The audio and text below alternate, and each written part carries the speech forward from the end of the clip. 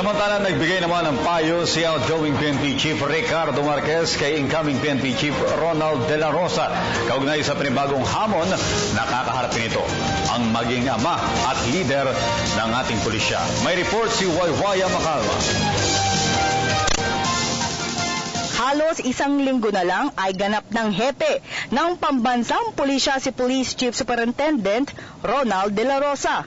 Bagamat handa na siyang gampanan ang kanyang mandato, ay malaking adjustment pa rin ang kailangan niyang gawin.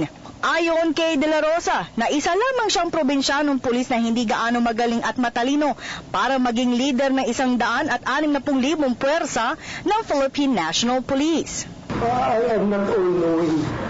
Hindi ako ganun katalino, hindi ako ganun kagaling. Pulis probinsya nga lang ako. Bigla akong napunta dito, magiging chief pa. Hindi ko ito pinapangarap. Hindi ko ito iniisip. Magiging ganito ako, mag-chief. So, hinga ako ng advice. In fact, marami ng advices na natanggap ko.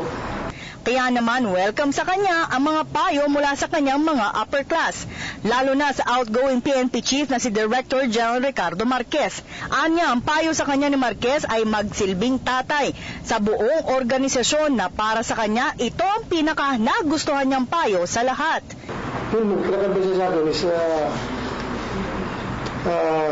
start acting like the father of the PNP organization. Magiging ama ka. Yun yung magandang advice sa akin ni General Marquez. Dapat maging ama ka ng PNP. Bukod kay Marquez ay nakahingi na din siya ng payo mula sa dati din mga hepe ng PNP at naging pangulo pa ng bansa na si Fidel Ramos. Anya, mga pang-teknikal ang kanyang mga ibinigay na payo gaya ng mga security measures laban sa NPA at MILF.